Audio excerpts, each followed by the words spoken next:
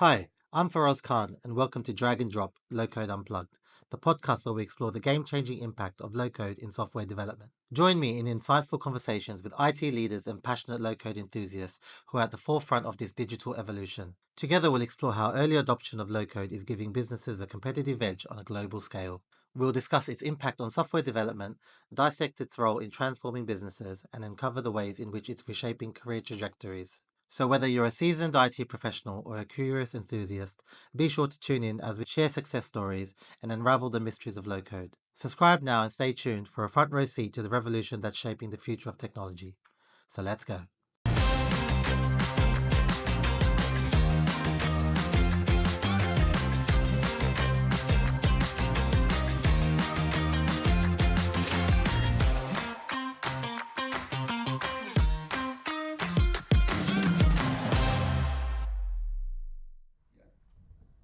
Yeah, it's because you give me such a damn small chair. All right, I'll sit like this. How about that? Okay. Hi, Ray, and welcome to Drag and Drop Podcast. Yeah, thank you, and thanks for having me. It's good to have you here in Rotterdam. I guess first time you're here. Yes. So we're here at our Rotterdam office. It's nice to have you. Yeah, appreciate it. Appreciate you inviting me. And yeah, first time in Rotterdam. Haven't seen much, but from what I'm seeing so far, it's really nice, and your office is great. So appreciate you inviting me over. This is where I guess innovation happens, right? And so we thought to invite you here, and it's nice to be here. And it's nice because I think also Rotterdam is if you think about the Netherlands, also a technology hub. So it's nice to be in the vibe that we have here in Rotterdam. So good to have you. Amazing, appreciate it. It'd be good to start with a bit of kind of who's Ray, a bit of your background, kind of so people to get to know you a bit more before the kind of Mendex where it all started. Yeah, for sure. Yeah, if you look at my LinkedIn profile, I guess it has many different directions and places where I've been. So maybe a little bit of background about me. So I started as a mechanical engineer, actually. So I went to a university in Eindhoven here in the Netherlands. So there are 3 technical universities here in the Netherlands. So the Technical University of Eindhoven. During my studies, I got kind of intrigued by automotive engineering. So if you look at me kind of outside the workplace, I like cars a lot. So automotive engineering, and one of the things that startled me a little bit is how automotive engineering is still a lot of kind of intense and repetitive work. And so I was thinking, well, through software, there must be a way to actually kind of speed up the engineering process around automotive engineering. And so I started I started an internship actually for a company called UGS. So UGS. This internship was actually in California, so I was super excited about it because I was, 21 or so. And so at the time I started working on a knowledge-based engineering system for automotive engineering. And so knowledge-based engineering in the early 2000s was kind of maybe the beginnings of AI. So this was rule-based engineering. So basically you capture all of the engineering rules that go into automotive engineering, and then you can, because of capturing all these rules, you can, through rules-based automation, you can speed up the engineering process. And so I was super excited about my internship there. It was a good success. I started working actually with a couple of big automotive companies that were super intrigued by it, General Motors, but also Honda at the time was really into it. Then I came back to the Netherlands, finished up my master's, and then I said, well, I'm going to go into software. This is pretty interesting. So then I got a phone call from the manager at the time that I did my internship with. And he said, hey, why don't you come back to California, which was in 2004, and you can start in one of our R&D teams. And so that's how it kind of started, me jumping into the world of software. And what was interesting is, so I moved there in 2004, and what was interesting is what you find, and that's what kind of maybe also a link to low code, there's still a lot of efficiency to be gained when it comes to not just engineering, but any kind of business process, right? And so I really started going through different R&D leadership positions, enhancing basically the products that we have in terms of levels of automation, new innovations to make people much more productive. And so, so I've been in the US for the last 21 years, just recently relocating back here to the Netherlands. So after 21 years, it's going to be a bit of a change. a bit of a change to be back in the Netherlands. So, but yeah, I've always had a technology background. I've always been intrigued by how can we help our customers to be more efficient when it comes to their daily jobs, and having the right software tools available to them to really be able to do their job in the best way possible, right? Yeah, and when were you first made aware of low code or RAD, or when did you kind of first hear of it? Yeah, so it started in 2016. So the office that I'm working from in California also has our M&A team, so our mergers and acquisition team. And so at the time, we had a lot of customers that said, more from a product lifecycle management point of view, that said, you have such great core technology. It'd be really nice if you make it easy for us to build additional use cases around that core technology. And so obviously, all of our Siemens PLM products, they have open APIs. And so people using programming could obviously build additional use cases around our core technology, but they were pushing us a little bit to say, hey, there must be something else, some new technology, and that we can use in order to speed up developing additional use cases around your core technology. And then at the time, together with a colleague in California, we figured out. Actually, I think it was one of the first years that Gartner had the MQ. I think it was actually the first year. And then I remember saying to my colleague from M&A, hey, maybe we should look at this thing called low code. And I think at the time it was called HPA PaaS. Maybe you remember that. So high performance application platform as a service. I think low code wasn't, I think it came a little later. And so we started evaluating at the time the vendors that were out there. And so Mendex kind of bubbled up. So in 2016, started working with the Mendex team, with Dirk Roos, the founders. So Dirk Roos, Johan Den Haan, who was the CTO at the time, and then Roald and Dirk Jan Kruid, the Kruid brothers, also the part of the founding team. And so we figured out, hey, this is actually, this is real, right? I mean, we can really help our customers to build additional use cases around our core technology. And as a matter of fact, we figured out that low code on its own could very well be a viable standalone business. Because in 2016, it was still very emerging, still very much emerging. So anyway, so that's how I kind of rolled into it. And I mean, from my background, being intrigued as to how can we help our customers to be more productive. It was for me, it was kind of love at first sight. It was like, hey, this is great, Yeah. So you didn't really have a skeptical approach. You were kind of, this is the way forward.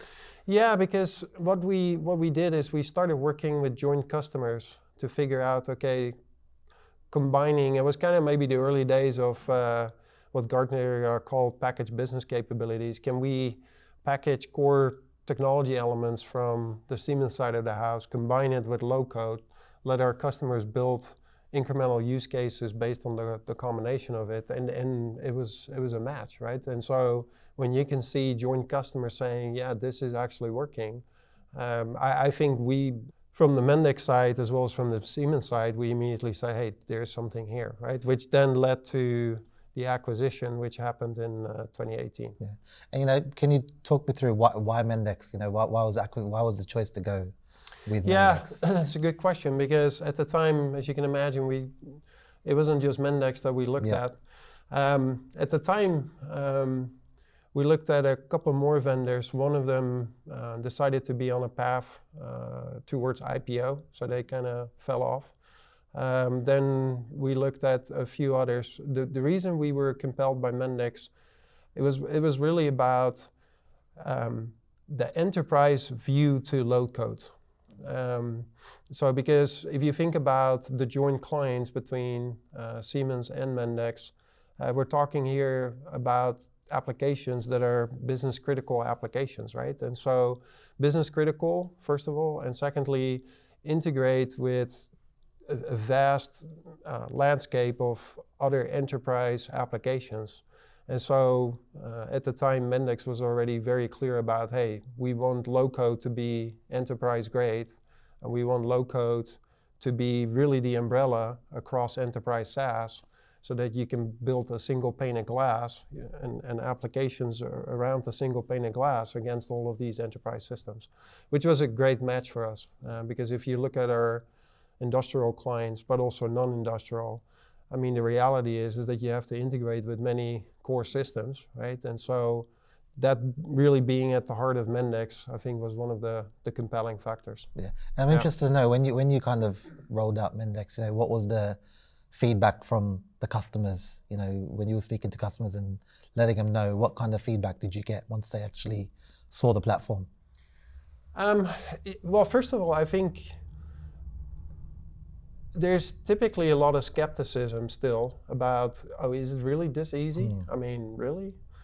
Because the reality is if you are a global enterprise and you have a complex enterprise IT landscape with many core systems, nothing is easy, right? And so, but then as we talk people through the journey, but then also kind of the transformation model that we've built into the platform, we call it the 5 Ps. So people, platform, portfolio, promotion, and process.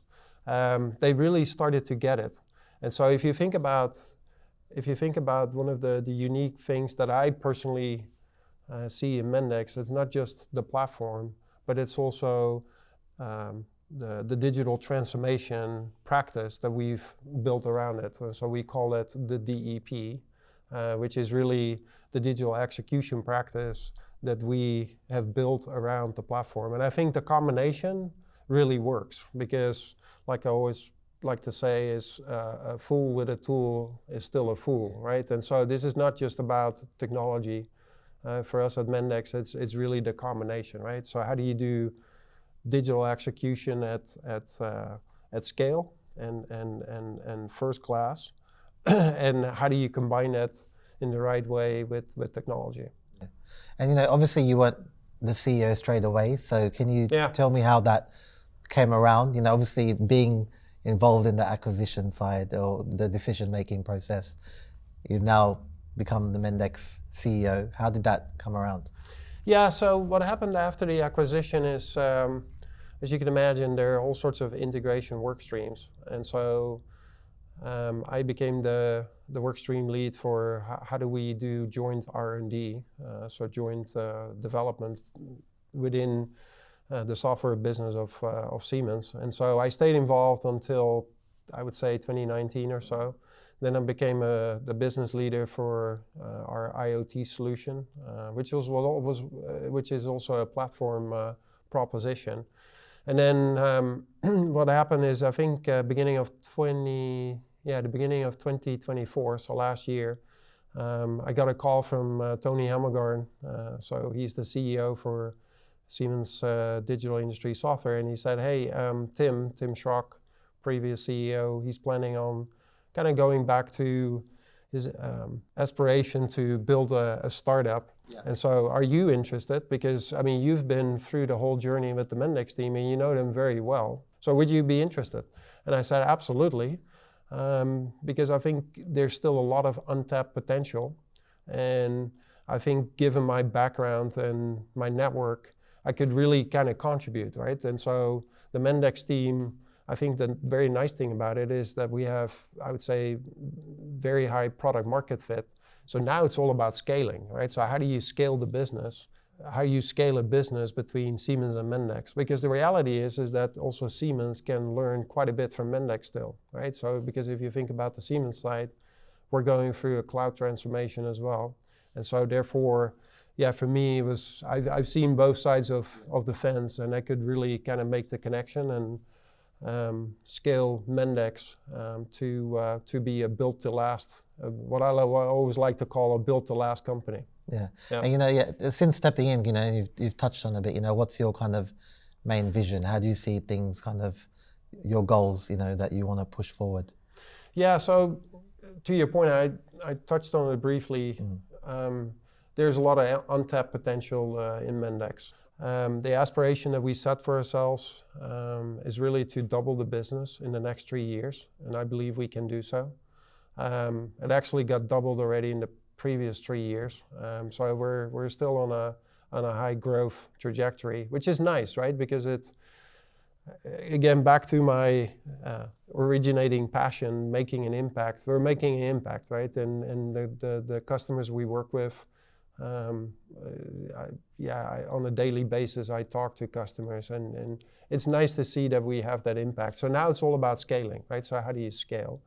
And to me, they're kind of, I would say at the highest level, two main things that I'd like to achieve. One is, how do we really take advantage of Siemens being the best partner you can have on the industrial side of the house, right? So, and we're seeing some very, very good traction there. Some low code penetrating into the industrial verticals, so aerospace and defense, automotive, consumer packaged goods. So you name all the manufacturing industries that where Siemens is a number one, right? So really scaling that up, right? So that's, I would say, pillar one. Pillar two is, how do we now, given all the craziness around AI, how do we really make Mendex a non-stop experience across not just enterprise application development, but all of the components that go with it. And then if you think about it, to me, it's an element of process automation.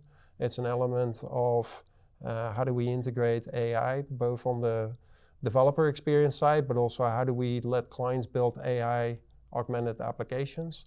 It's about the agentic part of AI, because I think we've just touched on the possibilities there.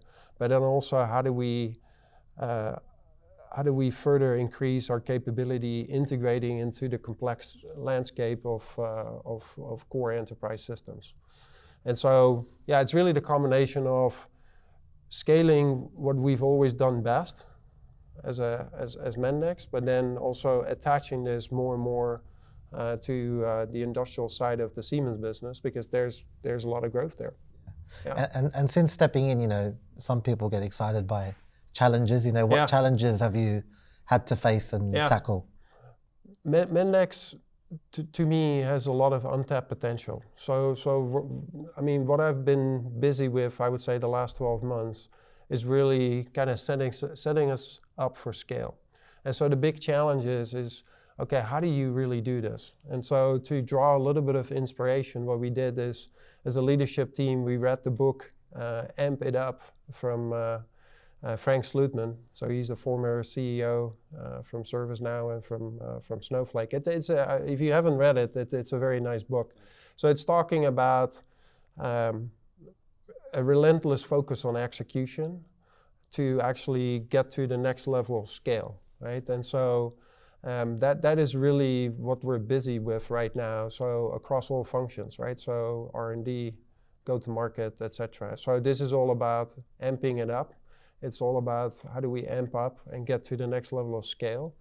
And going back to your question, what's the big challenge? Well, this is not just a business transformation. It's also as a team, as Mendex, how do we get to that next ambition level as people, right? And I think that's, to me, always very intriguing because we've hit a very high bar already. And so now it's, okay, how do you catch the next S curve and how do you get to the next level? And I think that's going to be the biggest challenge. The nice thing is we have a good product. I think we have customers excited about the product and the roadmaps that we have. So now it's about, okay, how do we further scale this? And low code, I think, now is very well known compared to probably 2016. But there's still a lot of skeptics as in developers, but also businesses, how do you, deal with customers who are still very skeptical about, rapid application, building things really fast and, still just don't believe it can be used for enterprise grade level, projects? Yeah, so to me it comes down to a couple of things. So first of all, showcasing the amount of governance that you can put in place. And what I mean with that is if you look at the Mendex roadmap, you might have noticed that we've put a lot of time and effort into adding governance. And what I mean with that is if you're an owning IT organization and you start to own low-code as a capability in your enterprise IT landscape, you want to make sure that it doesn't become shadow IT, right? So I think in the early days, low-code maybe had a little bit of a touch of shadow IT. And so therefore, we spend a lot of time putting the right levels of governance capabilities in the platform. A simple example is how you can actually do staged deployments and staged rollouts of applications from dev pre-prod to prod. And so one major point from my side is okay, governance and showcasing to the skeptical folks, which typically are the folks that ultimately have to own it, right? Hey, no, you're in control, and you can actually make sure that what happens on the platform is the right things are happening in a secure and in a controlled way. The other thing that I think worth highlighting is the digital execution practice again. So meaning it's not just, hey, you put a piece of technology in your landscape and then let's see what it does. No, there's a practice that goes with it, and there's a methodology, and there's skills that we allow people to, or that we promote people to develop. And then I would say showcasing through a lot of customers that, it can be, it can actually scale as a true core enterprise solution. A good example is actually Siemens. So if you look at Siemens, I think we're close to now 1,000 applications rolled out in production across all businesses of Siemens. So this is true scale. It's owned by core IT, and they manage it really as a core IT capability. But also, for example, PostNL. And so if you look at what they do with Mendex, they really use it for core critical business processes. In their case, parcel, basically all the processes around parcel processing. So we see more and more people actually using low code for critical business processes, right? And you being based in the US, obviously Europe is much more established with low code platforms. Did you find that challenge, when you switched over to Mendex, and what's the market like in the US versus Europe when you're speaking to customers and prospects? Yeah, I would say low code adoption in the US, I think it was lagging, but I think it's picking up now. And it's picking up because of, I think, the same challenges that we saw in Europe when it comes to, okay, how do you find the right skill sets for software engineering and software development, especially also businesses looking at next levels of efficiency. So as opposed to a traditional path of outsourcing, how do we, with the people that we have locally, do more with less, right? And so, it's been maybe a little bit lagging, but I think the last couple of years for us in the US, it's been I would say a high growth market. And the nice thing is not just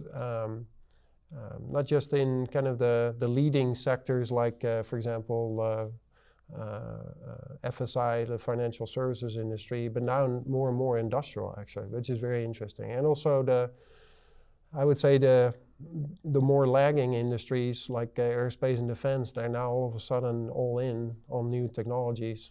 Also, I guess, pushed by the new realities of commercial businesses kind of going into their territories, right? So look at a SpaceX competing now with a Boeing, right? Look at Anduril, major A&D startup competing with a Boeing, but also with Northrop and all sorts of other players. They're actually going technology first.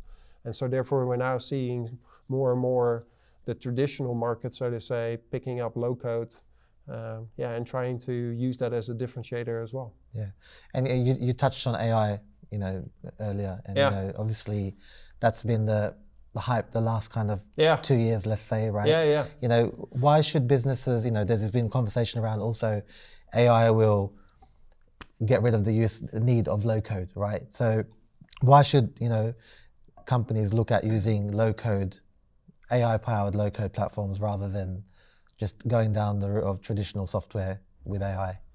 Yeah, so I get the question quite a bit, and I have a very strong opinion about it because, first of all, combining AI with programming just does not feel right to me. So the analogy I made once is, it feels like you have fiber optics to your house, but then in your house you still have copper. And why I'm making that analogy is, to me, generative, especially the generative part of AI, it's all about productivity, and therefore, from my point of view, a good match with low code. Because if you think about it, low code is all about productivity, but it's also about democratization. So how do you get more people engaged in software development and specifically the development of applications? And so I think point one is, generative AI with programming does not seem a good match because it does not open the aperture in terms of number of people that can actually participate in the process.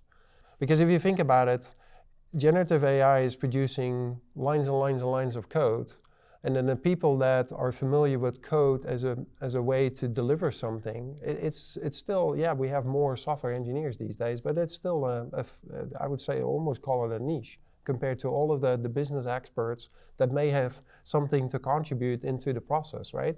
And so therefore I'm a big believer that the combination generative AI and low code is going to be the winning combo. It's not going to be generative AI and programming. It just doesn't feel right to me. And as a matter of fact, maybe one interesting point, I think, especially when you look at agentic AI, you see that the new frameworks, and I'm sure you're watching this, the new frameworks, they're all taking a low-code approach, right? Because what are you doing? You're chaining agents together, and they have to work in a workflow, and there is an element of case management around it. So basically, based on what kind of cases, what agent gets to interact with you, and what kind of output are they expected to provide. So I think it's already somewhat emerging, right? So especially for agentic AI, that low code is going to be kind of the way that you interface with AI and AI application development. Yeah, and Mendex released Maya. Can you talk me through the value that adds and what excites you most about it? So Maya, to us, has two sides. One is AI-assisted development. So how do we make the development experience in Mendex quicker, more efficient, and I guess more exciting to work with.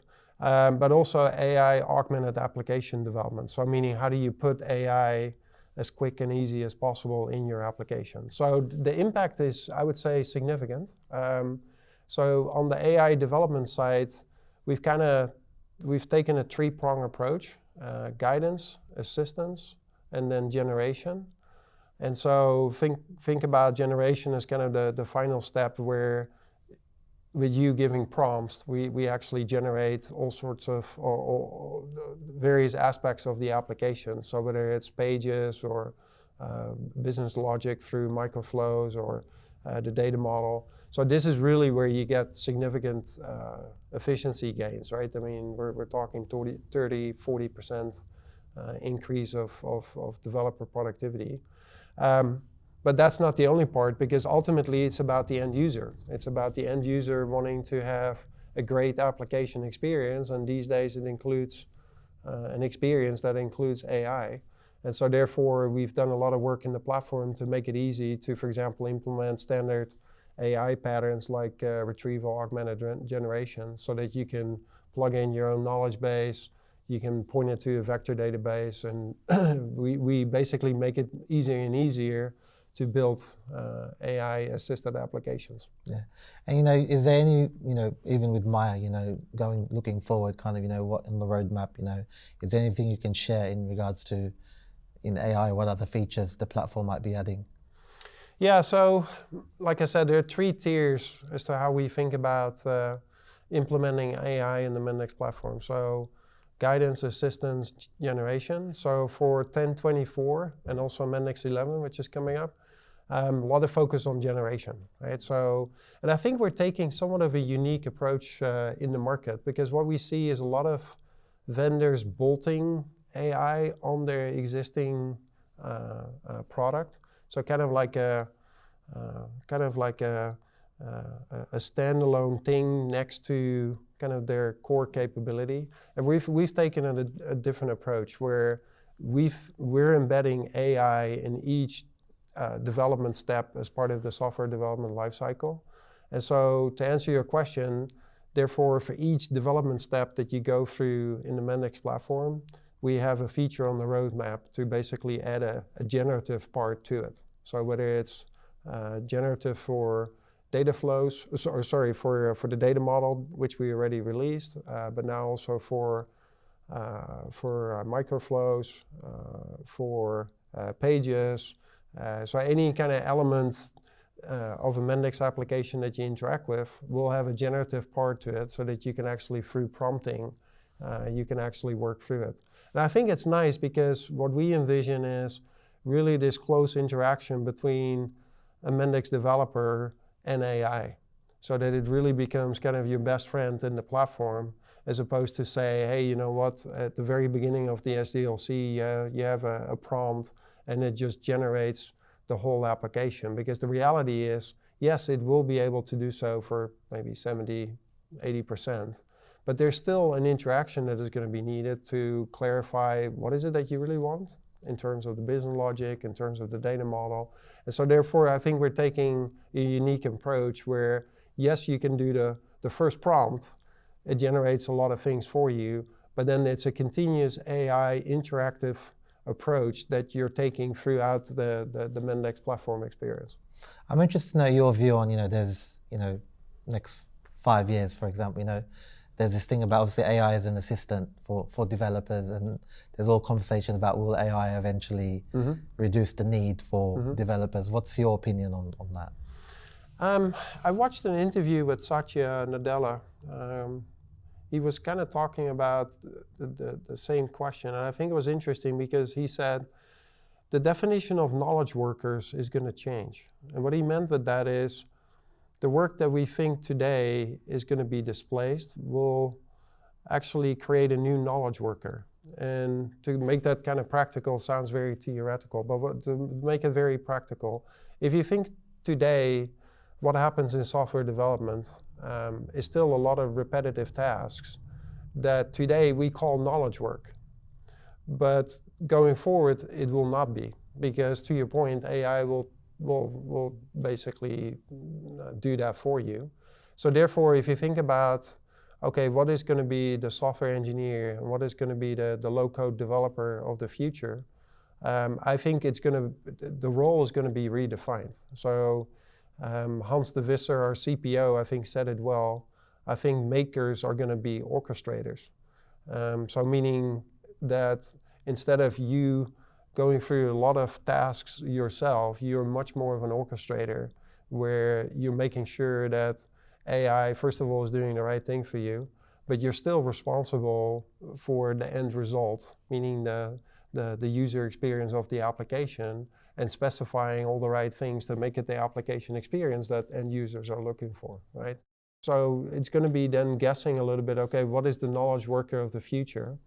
But I truly believe that, therefore, infusing AI in the SDLC, will there be an SDLC? Absolutely, right? So therefore, for us to really infuse it into the software development lifecycle, speeding that up, and then moving Mendex makers, so to say, to a higher level of knowledge work, I think it kind of goes back to my originating ambition. It's all about efficiency, right? So how do we make sure that businesses can, when they have their people work on software, they do it in the places where they can make a difference, right? Yeah.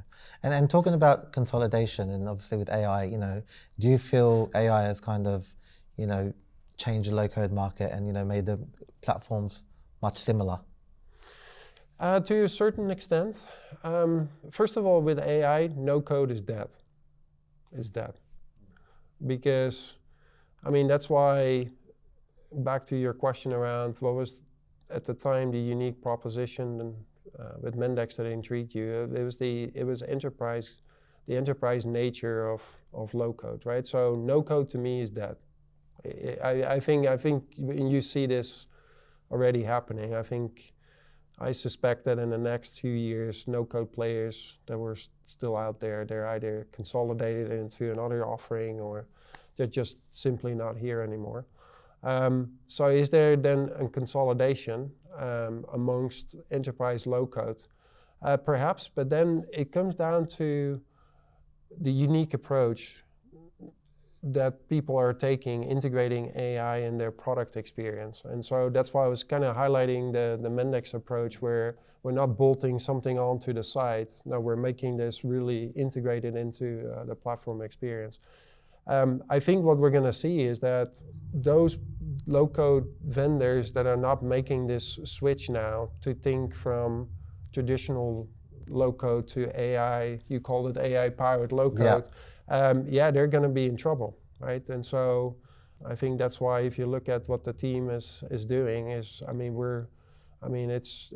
really a major focus in our roadmap, and making sure that we actually go through that transition to make makers orchestrators, right? And thinking about the user experience that goes with it, and thinking about what does this actually mean when it comes to the digital execution practice, but also because also the practice as to how you use low code is going to be different, right? And so these are some big questions that we're working through.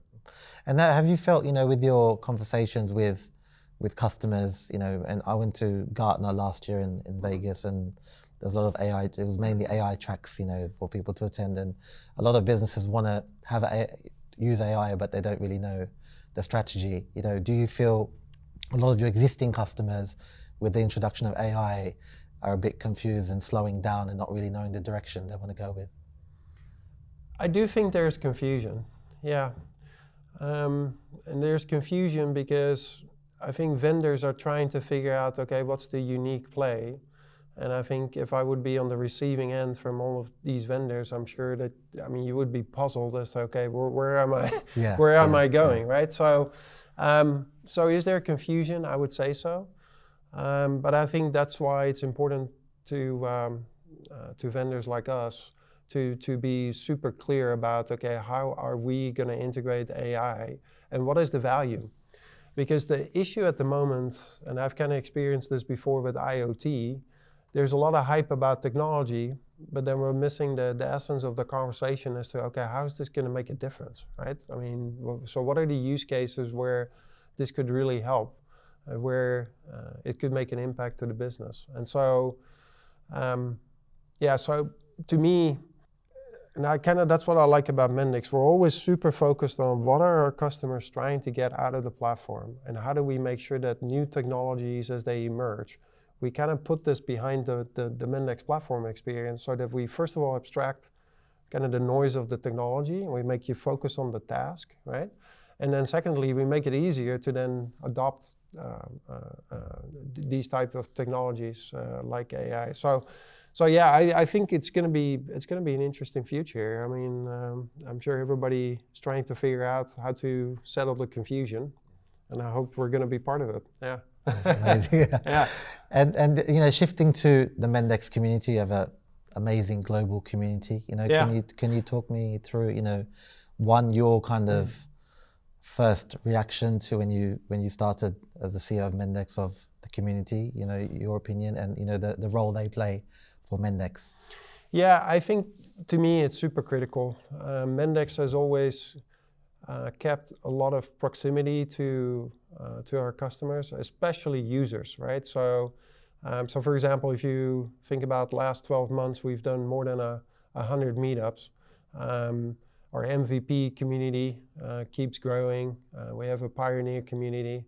And I think it's important to us because of kind of what we talked about before. How do we make sure that the Mendex platform is truly delivering on what users need out there, right? And so sometimes, I mean, it's nice to come out with your own innovation, but funny enough, your users know best as to, okay, what is it that we should add to the platform in order to really fit into what they are trying to get out of the platform. And so it's super important to us, and I think I've spent, especially the last 12 months, quite a bit of time with the community as well. I like to participate, talk a little bit about what innovation on one end, but also their observations and what they're trying to do.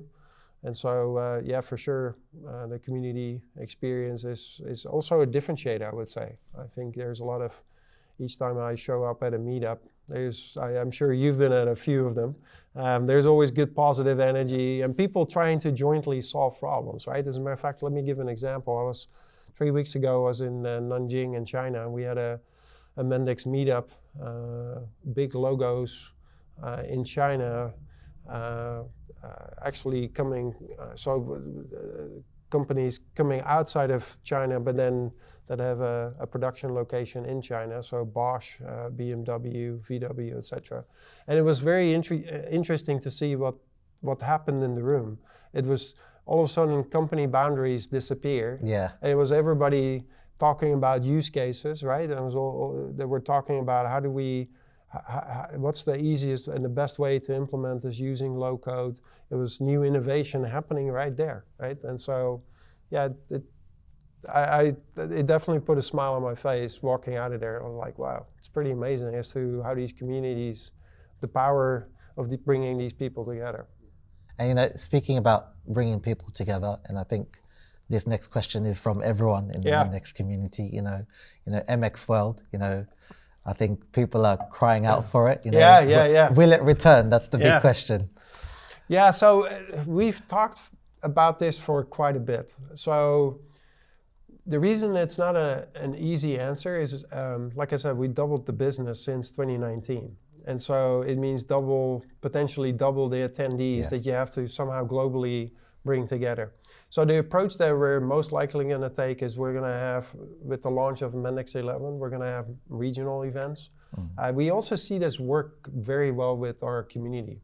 So if you look at Jan de Vries and all the work that he does with the community, we take a very regional approach, and it seems to really resonate because you get proximity to customers and proximity to kind of the use cases that matter in that particular region. So yeah, probably it's going to be a regional approach. I would love to do, maybe we'll have to find a good moment for it. Maybe we'll do it, but for now we're taking a regional approach. Okay, fair enough. I'm sure people will keep pushing until you say yes, definitely. for sure, yeah. There's no week that goes by where I get an email that's like, hey, Ray, what are your thoughts about Mendex World? I'm like, okay. Yeah. And also on the community, obviously you've got, capture the flag. Can you tell me a bit about that? Obviously that's going to happen.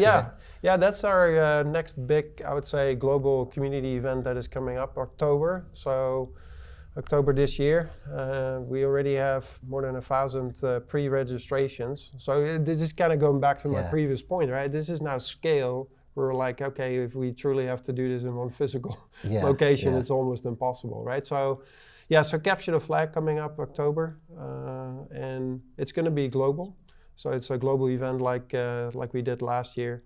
Excited to see what's going to come out of it, because what is interesting, because of this hybrid setup, we're going to use Rotterdam as one main office location, but also other locations around the world. You can kind of see how a global enterprise can work in this hybrid setup, right? And so kind of the whole spirit of globally working together through the challenges as part of the meetup will be good. So looking forward to it. Yeah. Amazing. And for yourself, being CEO of Mendex, my question would be, if you were to build your own app in Mendex, what would it be? Yeah, so I had to think a little bit about that. So, and you're going to be in a similar position. If you move a lot, you have to deal with a lot of governmental services. Yes, definitely. So I would definitely build some kind of a super app for governmental services. So registering in a town, maybe getting connected to local services, etc. So if I would build an app, it would definitely be a mobile super app for governmental services. So, and if I build it, I will share it with you. Yes, I was going to say, if you can do it in the next 2 months, I'd appreciate it. Yeah, exactly. Yeah. And finally, what's your what are you most excited about for 2025? What you're looking forward to? Yeah. What do you hope to get to the end of the year and have achieved? Yeah, definitely looking forward to the launch of Mendex 11. So it will happen this summer, July. So definitely looking forward to that. It's always a big moment, right? So when we increase the counter on the main number, and I think what you're going to see is a lot of advancements in how we're infusing AI into the platform. So I'm super excited about the feedback that we're going to get out of this, because as we talked about, to me, it's time to stop the discussion around AI as a technology. And how do we make AI impactful for the customers that we have? And so that's I think the second thing I'm looking forward to. So once and some parts of this will roll out in 1024 already, but especially with the launch of Mendex 11, what's the adoption going to look like? What are the use cases that people are going to use it for? To your other question, what kind of additional productivity are we going to get truly out of this? And so, so definitely looking forward to Mendex 11 and kind of back to my beginnings. What is the impact we can make, right? Because this is all about impact, and I think that's what Mendex stands for. I mean, we mobilize organizations to build software better and faster, right? And so, hopefully Mendex 11 will be another great step forward. Amazing. Yeah. And I think actually another question, the final question, what would be your message to the people, and not just developers, business leaders who are still skeptics of low-code today? Yeah, I would say talk to your peers. It kind of goes back to our discussion on community. Community is super powerful, and this is not, to your point, just about the developer community, but also the business leaders around low code and IT, right? And so my answer would be talk to your peers. And we see this happening a lot, actually. So we just this week we had a major event on the Siemens side called the Innovation Leadership Summit, where we actually invite CIOs and VPs across business as well as IT. And this is where you see the conversation advancing, right? So how do we truly take low code to an enterprise level, and how do we make this now a critical capability in our IT landscape? So I would say talk to your peers and give it a shot. Amazing, amazing.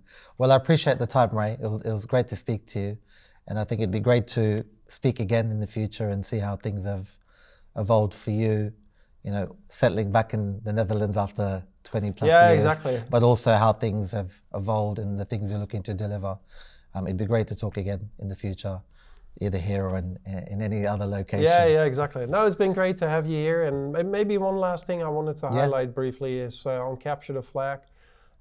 We talked a bit about community, but I think especially if you look at Capture the Flag, partners are back to how can we scale. It's amazing as to what our partner community is actually doing. So just want to give a shout out to our partner community for actually standing with us and supporting major events like Capture the Flag. And so, it's been great. Good to have you here. Appreciate it. Hopefully next time we should meet in Florida. Yes, that would be great. Yeah. We can do it outdoors. Yeah, exactly. We do it outdoors. Yeah, exactly. And then enjoy maybe a pina colada at your swimming pool. Definitely. Amazing. All right. Thank you, Ray. Appreciate it. Yeah, Appreciate thank you. it. Thanks for being here. Thank you. Thanks.